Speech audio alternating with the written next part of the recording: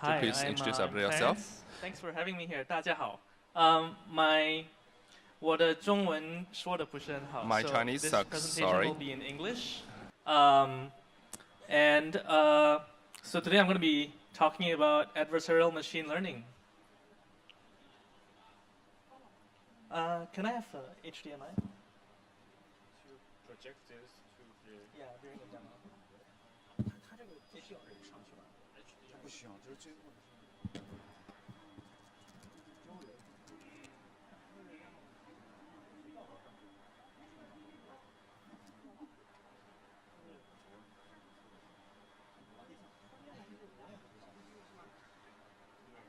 而且你得跟他说话，你得用英语嘛，你英语比我好。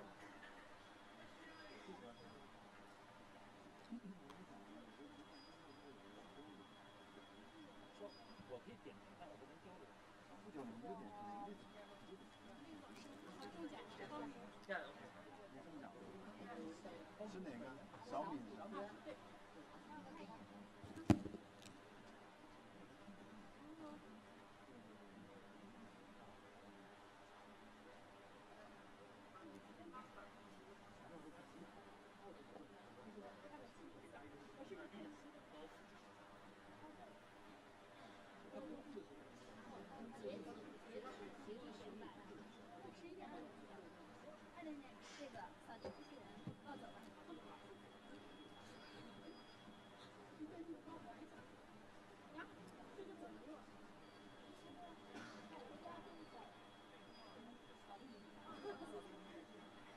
Okay.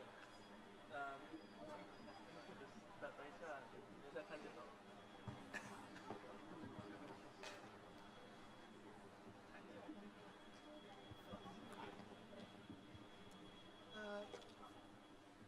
You have a yes.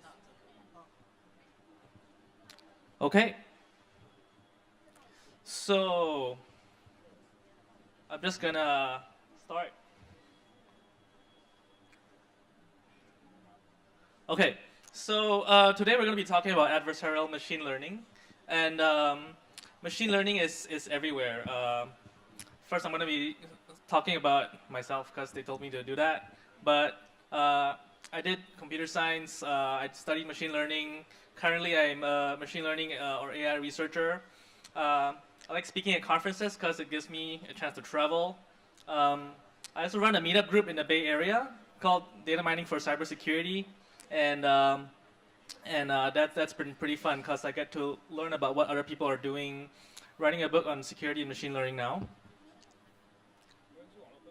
Okay, so when I heard that GeekPwn was doing an AI segment this year, I was pretty interested because adversarial machine learning is still a pretty new field.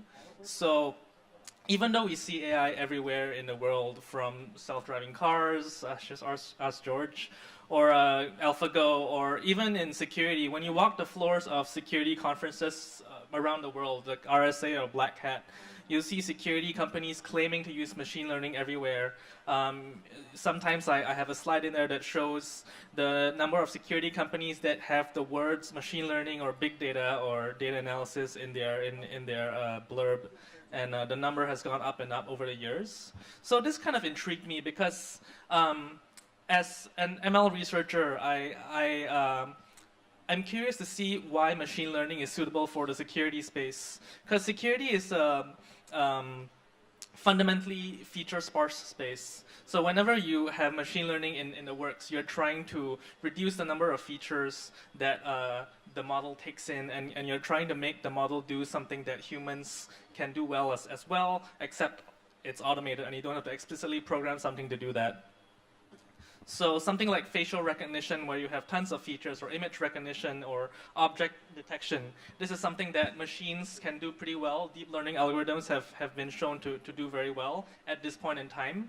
But things like security, where you're trying your best to generate as many features as possible, where the task is feature engineering and not feature reduction, I'm not sure whether that's suitable or not. That's why I embarked on this mission to try to see how susceptible machine learning models are to adversarial tampering. So The main idea of this presentation is to see how easy it is to trick machine learning models. And I was told to give a very brief overview of how machine learning works. Today I'm going to be focusing on neural networks, which has seen a lot of popular adoption in the last few years, especially with AlphaGo and self-driving cars. Deep neural networks are one of the most popular machine learning frameworks because of its simplicity, but also its complex.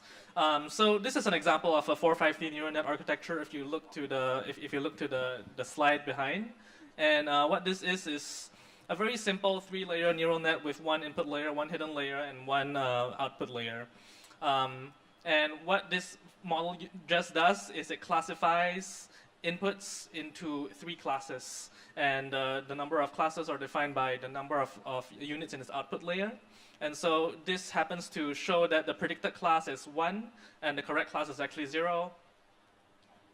And so during the training of neural networks, there are 2 main steps. The feed-forward step, which basically means that you push an input through the neural network, and then it activates a bunch of activation functions depending on which units the input goes through.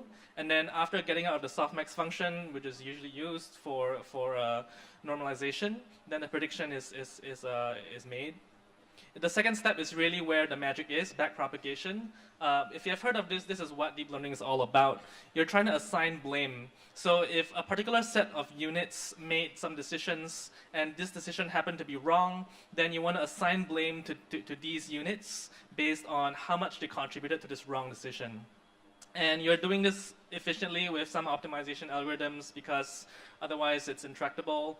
And using the total error and the relative contribution of each unit to this wrong decision, you are adjusting the weights and biases.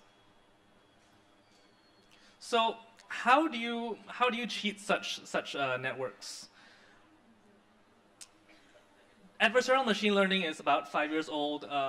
In 2011, there was a paper published from Berkeley about adversarial machine learning, and I still think it's one of the best papers out there. There are 3 main kinds of attacks: causative, exploratory, targeted, and indiscriminate. Basically, you're either trying to increase the false positive rate of these algorithms such that no one trusts it, or you're trying to very deliberately and carefully shift the result of a classification or prediction such that you can cause a misclassification that you want.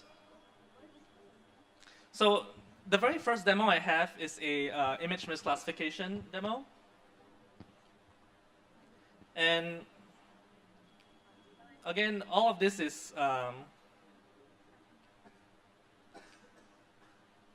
okay. So what this is basically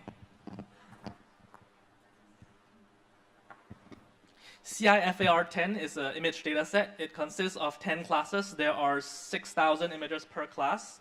And the goal of this classification is very simple. Given one particular image, can you train a model that can tell you what kind of image it is? So the 10 classes are airplane, car, bird, cat, deer, dog, frog, horse, ship, and truck. And what I'm going to do now is to show that a pre-trained model on TensorFlow, which you can download online, can be tricked by adding some noise to this image. And this is a very basic demo because it's the way that you come up with the noise to add to this image is trivial. Basically, what you do is you come up with the cross entropy of the input and the output, and then you just add it to the image. And all this code is in a framework that I released at DEF CON this year. It's called deep pwning, and I'll show some of that later, and I'll go into some of the details. So let's just explore this a little bit. This is an example of a dog, and this example of the car, the automobile. And so what I want to try to do here is to add something to the dog image, and then to show that this trained model thinks it's something else. So dog norm represents the normal image of the dog. And okay, so the evaluation function shows that it's a dog, that's fine. And then in the second example where I'm passing in a second image, which to show you it looks pretty much the same, like you and I would still think that it's a dog. But then when you pass this in, It thinks it's a ship. So that's weird because the only difference that we can tell from just looking at these two images is that it's a little bit more noisy. And the preview here that you see on the Mac is a little bit aliased because Mac image preview does some aliasing, so it's not actually that high resolution. But we'll go in and look at the actual pixel values later. Same thing for the automobile. It thinks it's a cat, even though it looks like a car to me. Okay, so let's go into a Python interpreter and look at what this actually looks like. So these images are all 32 by 32. There's 3 channels per image, and because it's RGB, red, green, and blue, and they range from 0 to 255. So I'm just going to print this out. This is what the image looks like. The shape is 32 by 32 by 3, and ranges from 0 to 255.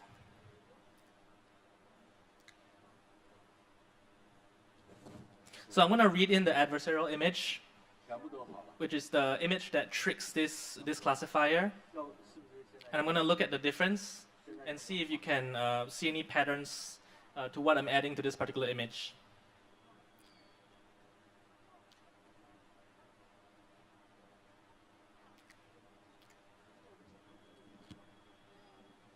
So I'll save this difference as an image as well.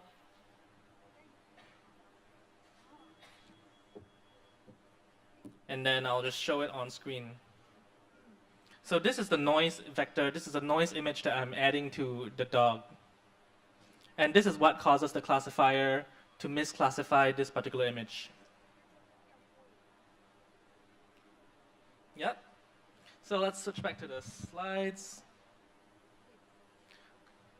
So the 3 steps to doing this, and I was also to give a very high-level introduction to how this is done. So this is done during the training phase. When you run an input through the classifier model, if you have access to the model, then that's great. Then it becomes much easier. If you don't have access to the model, then I'll go into that later. You can use a substitute model or an approximate model. And then based on the model's predictions, you derive a tensor, either a vector or a matrix that maximizes the chances of misclassification. 3 different ways of doing this. Then after that, you scale this perturbation tensor by some magnitude, and then you add it to the original input. And then the larger perturbation that you add to the original image, the more chance there is of tricking this model. And so there are different ways of attacking the model, and they're based on the different levels of information that you have about the model. Obviously, the most difficult task is when you have nothing at all about the model, when you only have input and output test samples, and then you have to do a source target misclassification, which means that if you want to make a ship look like a dog, you have to add a certain input vector that will be able to force this very targeted misclassification. So with limited knowledge, because a lot of real-world systems, you don't actually know how they're doing this classification. You don't know what kind of model they're using, and you don't know whether it's a deep neural net, for example, or for a support vector machine, or an ensemble mechanism, which is what a lot of stuff in the real world is powered by. But you can make good guesses. For example, image classification, you can use stuff like convolutional neural nets, speech recognition. Most of the time, they're RNNs. And for ML as a service, they're a lot of the time shallow because they have to generalize and you don't want to overfit. So even if you can't guess, there are still two things that will help you. The first thing is transferability, which is still an open research problem that people are constantly publishing papers on, which is that adversarial samples that fool one particular model have a good chance of fooling a previously unseen model. So it doesn't matter if the model that you're training on is a linear classifier and you're trying to trick a deep neural net. If you train adversarial samples with an SVM, for example, there's still a high chance that you'll be able to trick a target model that's implemented using a decision tree. And the second thing is a substitute model, which is really the key of this. So you have to train the model by treating the target model's output as training levels to your substitute model, and basically use this to train your own version of the model you're trying to pwn. And we'll show that later. The second pwn target I have is something that is pretty popular in America, and this is the Gmail malware classifier. So Gmail is perhaps the most popular email service and the most widely used email service in the US and maybe the world, I'm not sure. But what they do is every time you upload an attachment when you want to send an email, they scan this file for viruses. And this is popularly hypothesized to be done with some kind of classifier that uses machine learning. So no one knows for sure, and I'm sure they change this model and the model parameters constantly. There has been some research done earlier this year at the University of Virginia, where they showed that PDF malware can trivially bypass this Gmail malware classifier just by adding some header buffers to the PDF header format, which is trivial. And they did a vulnerability disclosure to Gmail, and they said that's how antivirus works. It's not always reliable, but I think that's kind of weird because they should try to make it more secure and less vulnerable to this misclassification.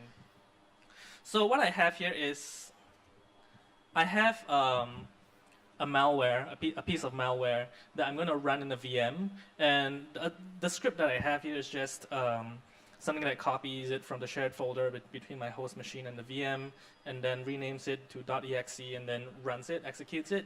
I'm running a Windows VM. The type of malware that I trained this model on was specifically Windows PE 32-bit. So this is a very typical, it's a cute little piece of malware. It's ransomware. It came out in March this year, I think. It's the PTR ransomware. And what it does when you run this is it restarts your machine, and then it tells you that it's scanning your file system. I'm going to fast forward this part because it takes about a couple of minutes. And then basically when it's done scanning, then it says, oh, your machine is locked unless you go to this particular onion links and send a bunch of bitcoins, then they won't unlock it, which is how typically ransomware works. And so this VM is read-only, so I can just restart it and then it'll go back to normal. But what I'm going to show is that I can change this random executable in a certain way using a trained model that I trained using a substitute model because I don't have access to the Gmail malware classifier. And I can actually get past this Gmail virus scanner. First of all, I'll show that this binary is indeed blocked by Gmail. If I try to attach this to an email, it shows virus detected. Okay, so it doesn't actually successfully attach this file at all. It doesn't let me attach the file, so it cannot be sent over their servers, and people can't be vulnerable to this virus. So I'm just going to run a pre-trained model. More details about the model later in the presentation, but I'm just going to run the training algorithm now. I'll fast forward through the training a bit. It takes approximately 40 minutes to generate. And in the meantime, I'm going to restart my VM. And see, there are 5 samples being generated. And these samples have a certain probability of being able to bypass this classifier. Again, there is not a 100% chance that this classifier can be bypassed. And usually every 5 samples I generate, there's about 2 or 3 that can bypass this classifier.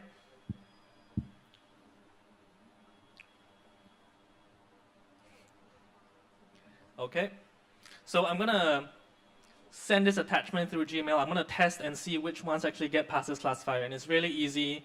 I automated this using Sikuli, and just drag and drop the files into the window, and I see which one has virus detected.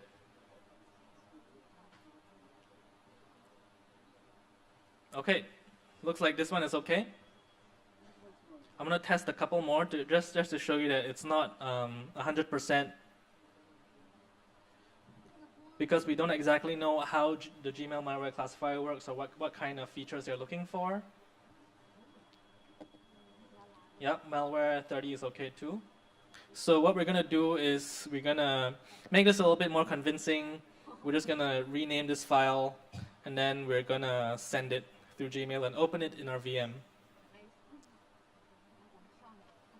So this still works. They're not looking for malware in the file name. And I'm gonna log in on my Windows VM and download it, try to run it, and see if it's still valid malware.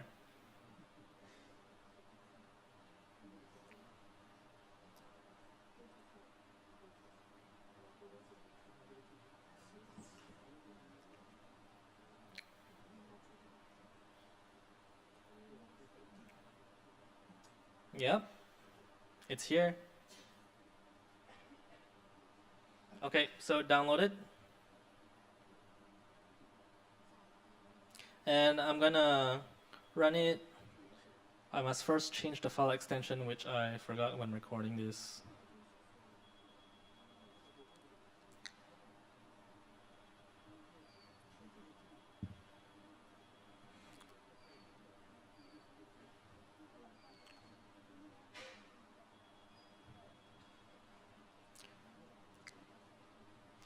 And we're gonna see if this malware still works. So running this, what it does, if it's successful, it'll go back to the reboot your machine and then scan your file system again.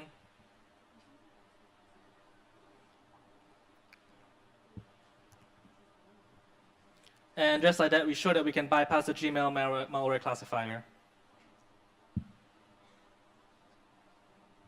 Yep, so that's all for this demo. Next. So some details about the system.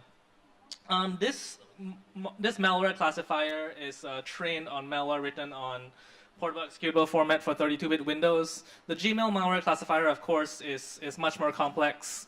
They deal with all kinds of file formats, but then for this substitute model that I'm training on my own cluster, I'm just focusing on PE format for 32-bit Windows. My training set is from the Contagio data set. If you want access, just ask me. It's a really good data set because it's well labeled, and I don't want to spend all my time trying to execute malware on some sandbox environment on my machine because that's not going to go well. Features are from this paper that's really great. It's about this guy who basically evaluated a whole bunch of features that other people proposed in binary malware and then selected the best ones for malware classification. So I'm not sure if Gmail maybe also referred to this, but that's highly possible. And this is the architecture of what I use to train my model.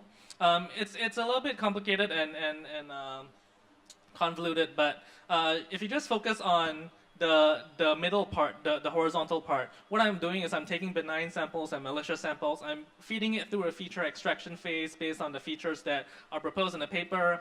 And then I'm sending it through an OR function, which is basically to generate the labels for each particular piece of malware. First, the target classifier, which in this case is the Gmail malware scanner, and then the oracle, which basically tells me a bunch of details about what this piece of malware does. And so the purpose of this is that when I'm generating new samples of malware, I want to see if this particular sample still retains what makes it malicious. And the Contagio dataset for that is great because it tells you what this piece of malware does and what to look for in this particular executable. Then I come out, I do a bunch of other stuff, which is typical for training DNNs. There's a resulting trained deep neural net. And I can use this to alter seed files that I send in. And these seed files are basically malware samples that I want to get past any particular classifier. I feed the malicious set into a trained DNN, and over an iterative mutation phase, which is adapted from this paper that was published earlier this year, I can generate a fitness score, which is how much of malicious behavior this particular alteration still retains after going through this mutation phase. And then if it retains the malicious behavior, I evaluate to see how well it does on the real classifier. And if it doesn't, then I just discard it and continue on. So this mutation mechanism is what they call like genetic mutation because it's inspired by that. But really all it is just injecting stuff into random places and then seeing which one survives the evaluation and which one doesn't, which is pretty much genetic. And so I tested this on 169 PE samples in my test case, and the false positives I tested on 100 clean PE samples, and I showed that the evasion rate eventually for the Gmail classifier is 47.3%. Initially, it's 5.8%. So Gmail has a very strong, they don't want any false positives because they don't want people to upload random executables and then they think that it's a virus and don't let them upload it. So I think there must be a bunch of rules in there that protect against that. But the evasion rate went up to almost 50%, which is pretty good because if you can generate samples at 50% of the time that bypasses a particular malware classifier, then it's a pretty good target audience already. So what this means for us is that deep learning algorithms are susceptible to manipulative attacks. Whenever people claim that they're using machine learning and security or using machine learning to protect or classify things that actually have a big pot of gold behind it, then it should be used with caution. They shouldn't make false assumptions about what the model learns or how the model learns. And it's really important to evaluate the resilience of a model and not just the accuracy. So to defend the machines, there are some things that we can do. There are some limits to what we can do, but there are still things that we can do to make these more robust. The most basic thing is to generate adversarial samples that trick models initially, and then train the models to learn which kind of samples actually trick them and teach them that these are adversarial models. The second thing is to do other kinds of more complicated techniques like distillation, which is a method for reducing the size of models and really taking the core of what is learned in a model down to a very small and compact size to basically iron out the data manifold in this neural net. And there are also other kinds of techniques that are written in papers over the years, regularization or loss function techniques, to simulate adversarial content during training.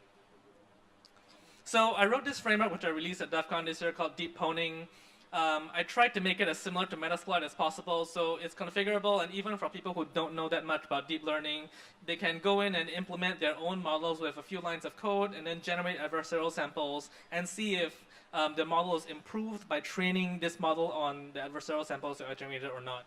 So in this way, you can see how susceptible your model is to adversarial input, and then you can see if any kind of defenses would be able to improve this model. So please play with it and contribute. It's important because deep learning is going to everything. Self-driving cars, like there's papers written about how to trick the image recognition engine on cars to recognize a stoplight as a go light, and other things like that that you can imagine will result in a loss of life or anything with a high payout behind it. So thanks. That's all I have. Thanks. 我们想那个 TK Next, we would like to have TK on the stage 吹吹作为一个交流。 to have a communication with the teacher. Hey. Okay, can I speak Chinese? Yeah. Okay. Maybe slower. 如释重负。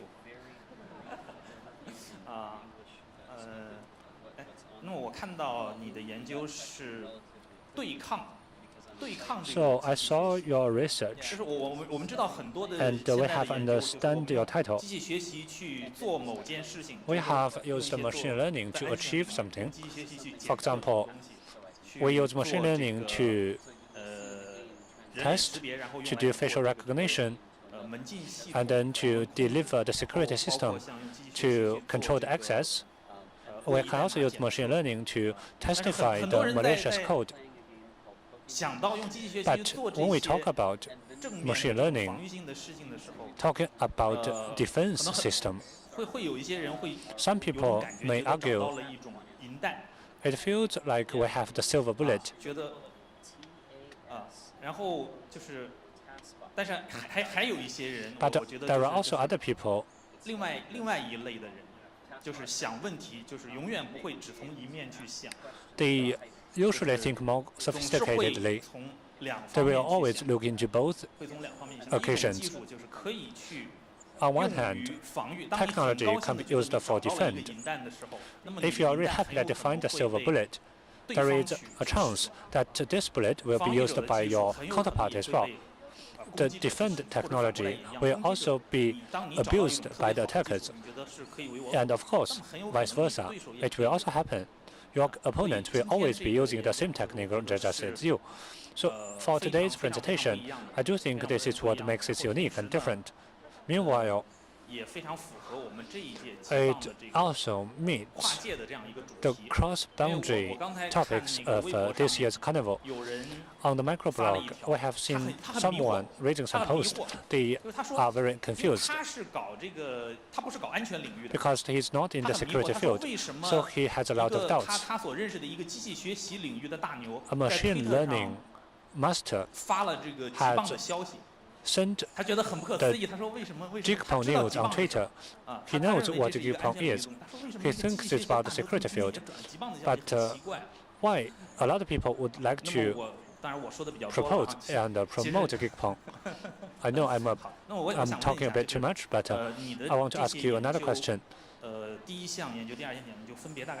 You have introduced us 2 different studies. How long does that take you to finish the 2 studies? I think the question was how much time I spent on the first bypass and the second bypass. So actually, the sad thing about a lot of these machine learning classifiers is that it's pretty easy to generate adversarial samples once you have the basic techniques. The first bypass was very simple. The techniques are actually published and out there. And what I did was I just used my framework, which makes it very easy for people to generate adversarial samples on images and audio files and text. So that maybe took about like a couple of days.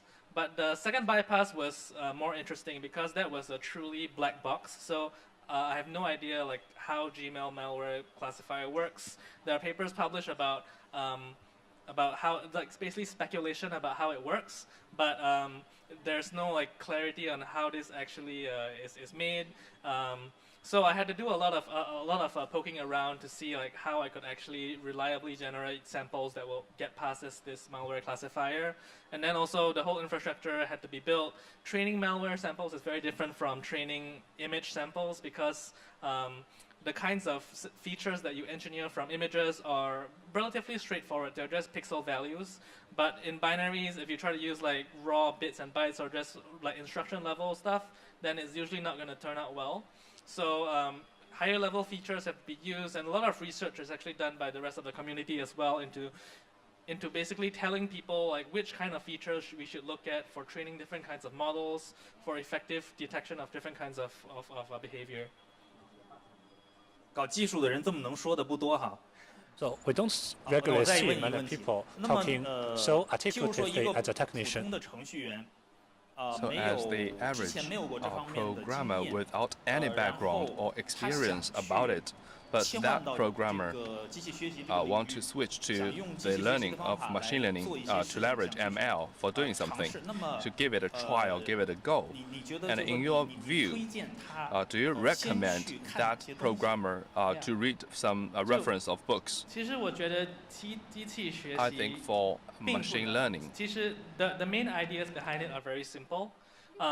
Especially when you look at something like deep learning, a lot of technique behind how a model actually works can be described in 2 paragraphs. 你用几个字就能把这整个 algorithm 解释出来。But the main beauty behind this is that something so simple can make such complex decisions. And so if you want to go into machine learning, there are 1,001 resources out there. I think I highly recommend the class that actually brought me into all of this, which is on Coursera, taught by Andrew Ng, on machine learning. And I think that's like a really good 2-week-long introduction into everything you need to know to get started. And then from there on, just whatever you're interested in, I think you should just go read some papers out there because the field is changing so quickly that like any one textbook or like a paper from 5 years ago may no longer be relevant. So look for papers out there published. There's lots of news out there that talks about different ways that people get better results with machine learning as well. So yeah. OK， 听起来好像很简单。按他的说法，2个星期就可以了。 sounds so easy. 2 weeks 我还 looks 听 like 过一种 enough, 说法， right? 说你要想学习机器学习，其实最主要的就是找到一个 And Python 的模 also, 块， we are talking 然后 about 在你的脚本里 the 面把它 pattern import 进来。 module to import it into your script, right? 好，谢谢，不错。